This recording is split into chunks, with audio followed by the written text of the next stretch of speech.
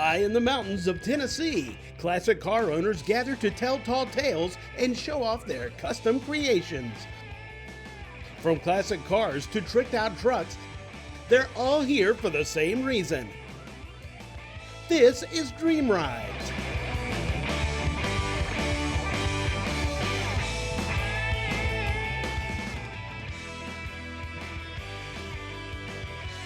Welcome to our second look at the shades of the past from Pigeon Forge, Tennessee. The crowd was pumped and the rides were plenty in the Tennessee mountains. Creations from all over were in attendance, starting with this little bright red coupe. It's a 1940 Ford Coupe. I tried to leave the outside all original. Didn't want to change anything on the dash because they all said 44s had a beautiful dashes made. Didn't want to change anything there.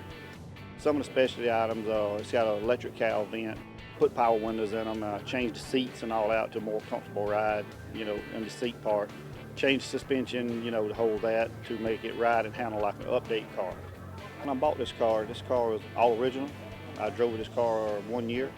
From the time I bought it, with the flathead motor and all in it, and I decided after 1 year we were going to modernize it. And I bought this car in 05. So we started this car in 06. It was finished up in about the middle of 07.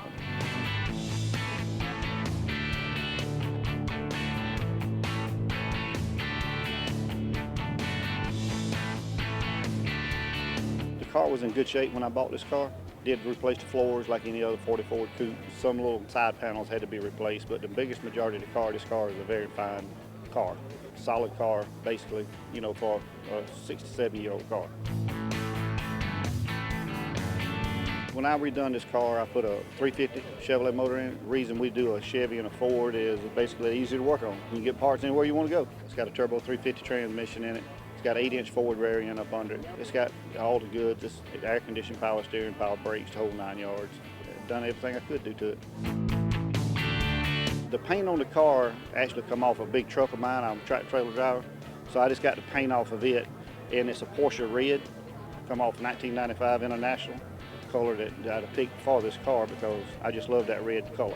This paint job on this car took a lot of time, a lot of prep work, took a lot of buffing to get a deep shine, throughout the paint. You do get a lot of compliments on the paint of the deep redness that it has. This car is a driver. We drive this car. We've been driving this car since 07. We go to Louisville, Kentucky to the Street Rod Nationals. We go to Myrtle Beach. We go to Daytona to Turkey Rod. We come up here to Shades of the Past. We go to Knoxville, Tennessee in it. And I live in South Carolina, so yeah, it's a daily driver. When we get ready to go somewhere, we drive it. We enjoy it. There ain't no doubt about enjoying it because having one in a trailer, or having one in a building, can't enjoy it. But you get a lot of thumbs up going down the highway.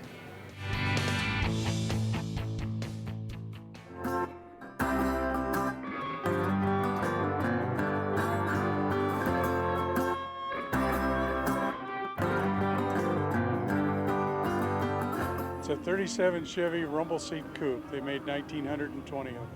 Well, I was lucky. I was at the Scottsdale Pavilions.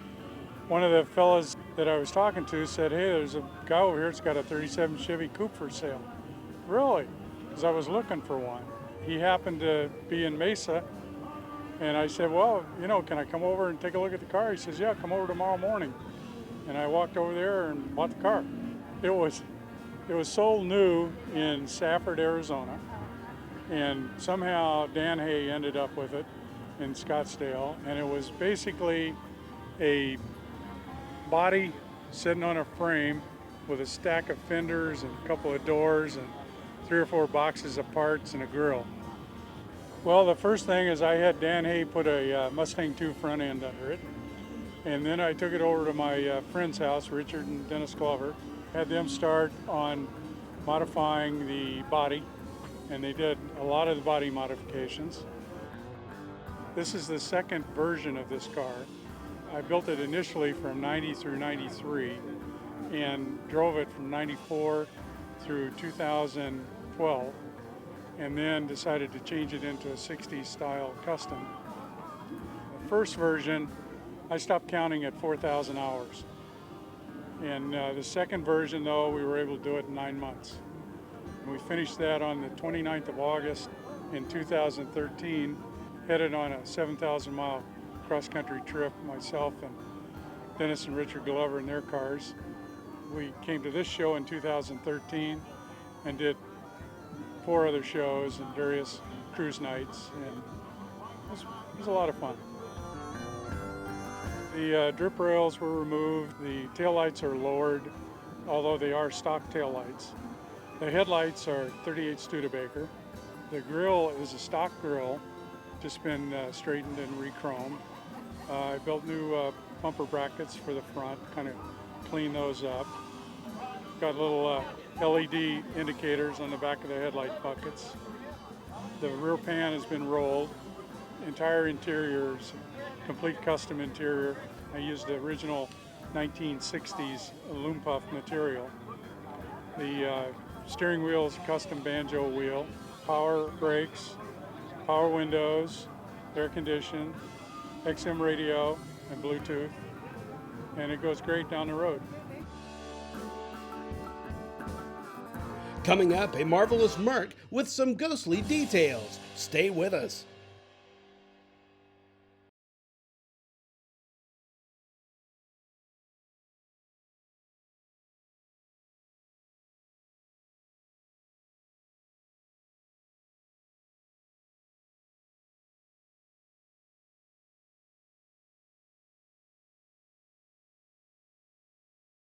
This edition of Dream Rides, presented by Steel Rubber Products, is being brought to you by ARP, the world leader in fastener technology. Original Parts Group, the world's largest source for GMA body parts and accessories. And by Steel Rubber, quality crafted rubber parts and weather stripping.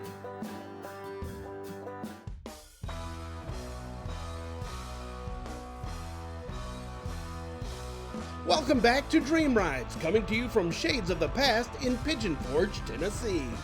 Our next Dream Ride started out as a beast and has been transformed into a beauty.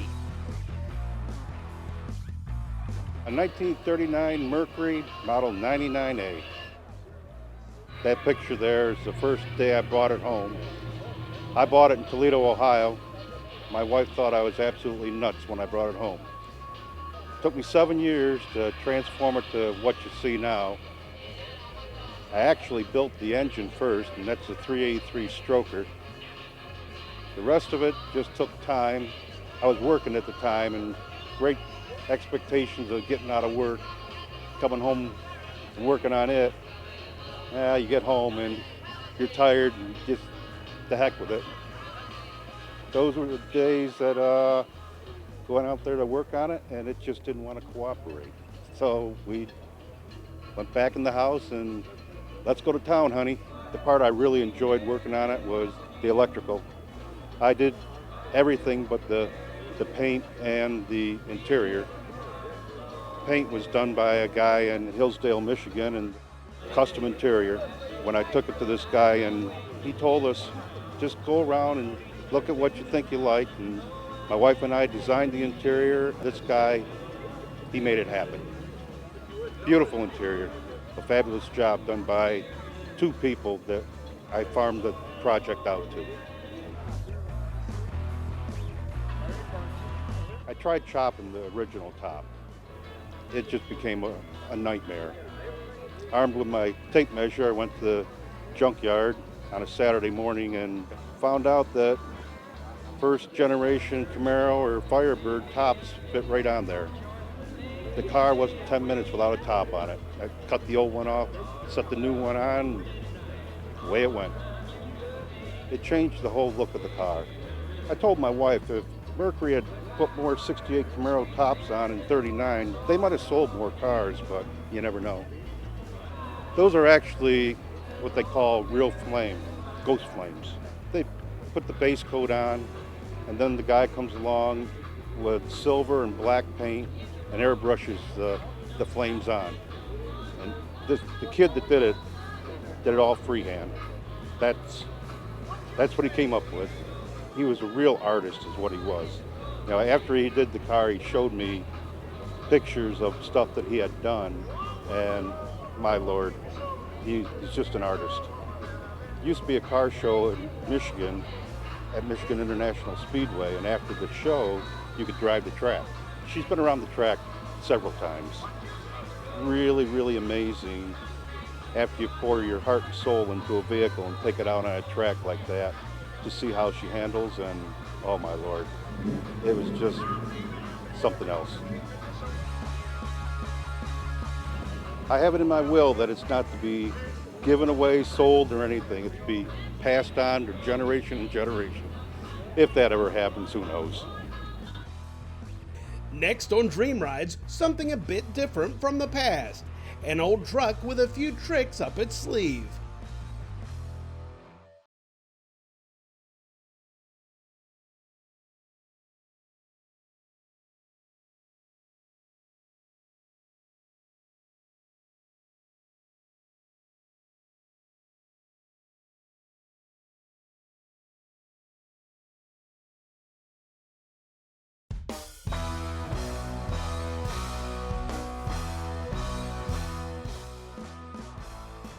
Dream Rides is back with cars and fun for all ages.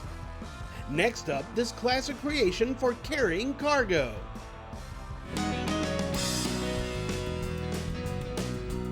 The truck is a 1941 Chevrolet Cabover. This truck started out life as a fire truck in Holly, Colorado. It ended up in a farm up in North Dakota.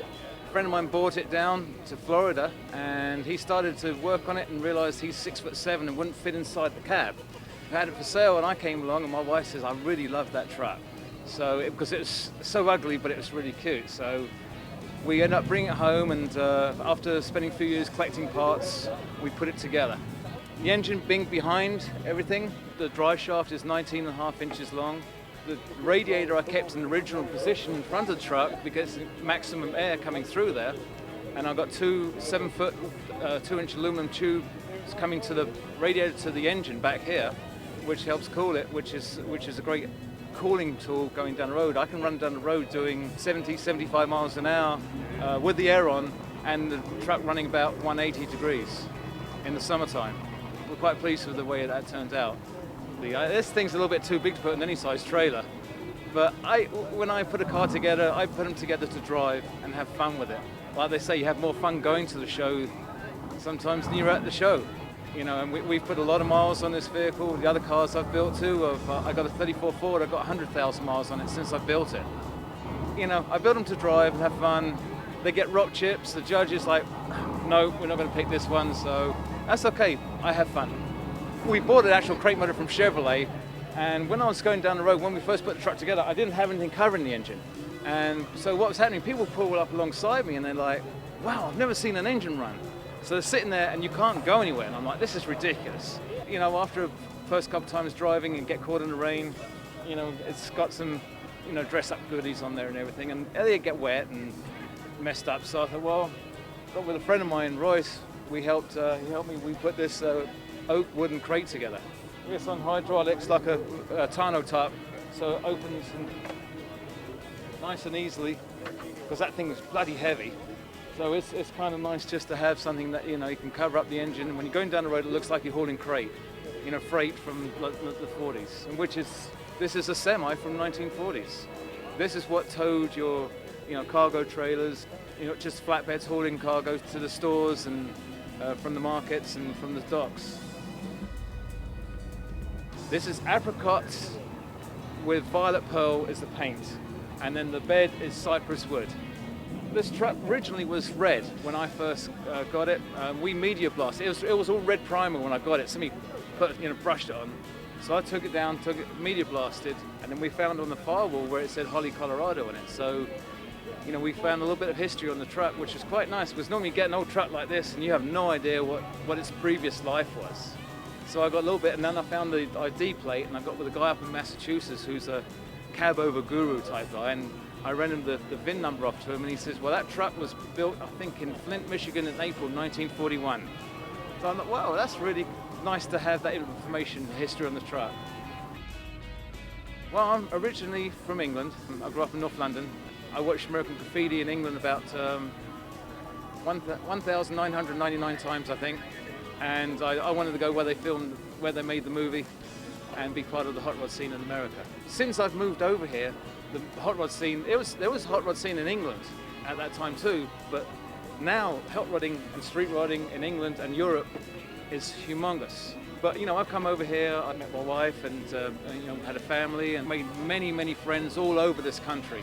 You know, I'm part of the National Street Rod Association too, and you know, I'm a Florida state rep for them.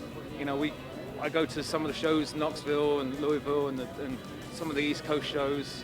I've been as far away as Pueblo, Colorado for their show over there, and also I made it in my 34. We drove to last show they had up in Washington, Spokane.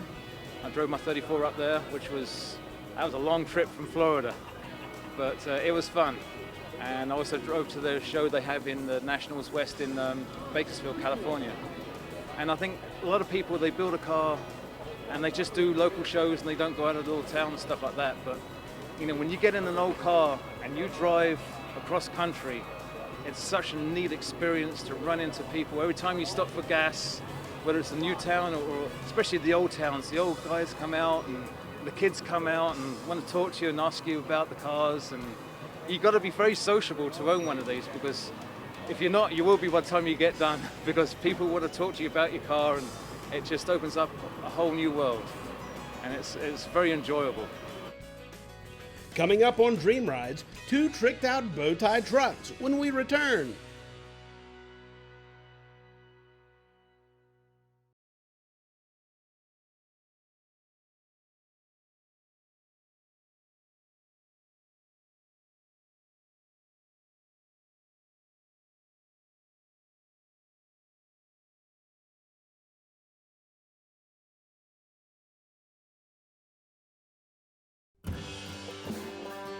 This edition of Dream Rides, presented by Steel Rubber Products, is being brought to you by Custom Auto Sound, the originator of classic car OEM fit radios since 1977. Evapo Rust, super safe rust remover. And by Steel Rubber, quality crafted rubber parts and weather stripping.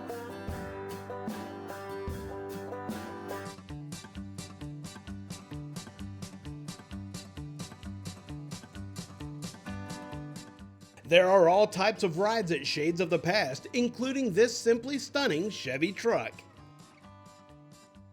1938 Chevrolet pickup truck. I drove this truck home from a show about 60 miles from my house, ran it about 65 mile an hour all the way. My son and I dismantled it, took it to Kurt's Hot Rod Shop in Aroma Park, Illinois, who did the extensive body work on it, was chop, channel, section, you name it, everything's been done to this truck. It used to be about 6 foot tall. As you can see now, it's about 3.5 feet tall. Powered by a 502 horsepower fuel injected motor. That's because I'm a former drag racer and I love power in my vehicles and always have. So when you put the pedal down in this, it does scoot down the road. From day one, we've shown the car. That's the number one question. What is that paint? I love that paint. I want to paint my car that color. And I have to answer, I don't know, because the builder blended the paint with 2 different colors. The closest color I found to it was like a 2014 Honda Silver. It's a real close match to it, but we've tried to match it several times, haven't been able to do it. Lord help us if we have a wreck someday or bend something on it. Even though people look at this and go, oh, he chopped and channeled it, I really like originality. If you saw my 38 four-door, it's stock as a stove bolt except for paint and an LS1 motor in it, okay? Well, is this one, we kept the frame, except we boxed the whole frame. So this has the original 38 truck frame underneath it, but it's reinforced and boxed with the 4-link suspension under it. Take all that horsepower there, because you can't unleash all that horsepower on stock stuff, you tear it up. The fenders on this truck are original to the truck. The hood's original, but modified. We had to lace it to make it narrower. That's the original grille from 1938 in the truck, except there's 3 bars taken out. It's been re-chromed twice. That's the most expensive piece on the car. The box on the back, the pickup bed, I did replace. There was nothing wrong with the other one, but we put a Pros Pick box because we wanted to do some soft touches, which just has the posts on it where they'd put a wooden post in the old days, the farmers would, to build their racks. Those are Ford posts, so it's got a little Ford in it. Likewise, the dash has a little Ford in the dash there. My wife and I like cruising. She loves the sport. She's the one that got me to come to this. I said, if we're going to change over and do street riding, you got to help me. And she helped me build our first car, which we have a 38 four-door we drive everywhere. Whereas this is the trailer queen right now, you know, because we're showing it. The last trip we took was that she's got a 46 pickup truck. We went to Bakersfield, California, went up the coast to Seattle, drove across the north and back, about 7,000 miles. That's what we really like to do. We usually go with 2 or 3 other couples. We've done that for over 20 years. This was kind of a stint off of that. For me to have a show truck, I've never been one of those kind of guys that like to polish. I like to drive them.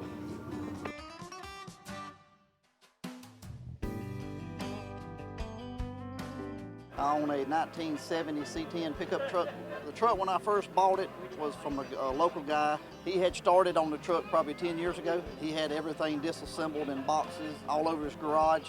He actually only had the frame and the rear end bolted into the frame when I purchased from him, so everything else pretty much torn apart and in pieces and scattered all over his garage. I had my work cut out for me.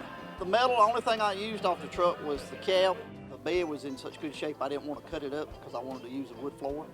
So I actually bought all the pieces for the bed and just reassembled me a new bed, ordered new doors, new fenders, new hood. So the truck's pretty much brand new from bumper to bumper. We built this in about a year and a half. A lot of late nights. And it turned out way better than I thought it was going to. I originally was just going to build me like a maybe driver, just to cruise in. It just turned out way better than I thought it was going to. So way better than I expected. The paint on this truck is the paint that come on the 2009 or 10 Camaros. It's called Sea Energy Green. We didn't do anything other than just take it out of the can and straight out of the can. We didn't add anything to it or nothing, just a lot of blocking and prep work. The interior, yeah, it was done by Steve Holcombs out of Knoxville, Tennessee. When I took it to him, I just told him I wanted my seats to be flush with the back glass. I didn't want it tan or I didn't want it black. Didn't know what to expect from him, so when I picked it up, it was the first time I seen what he'd done. So, but I'm real happy with it. It turned out great. He done a good job on it. It just flows really good together. So, yeah, I'm extremely happy with the way it turned out. And, you know, all the compliments I get off of it. So, yeah, I'm real pleased with it. Thanks for watching this episode of Dream Rides. Join us next time when we bring you more classics from shades of the past.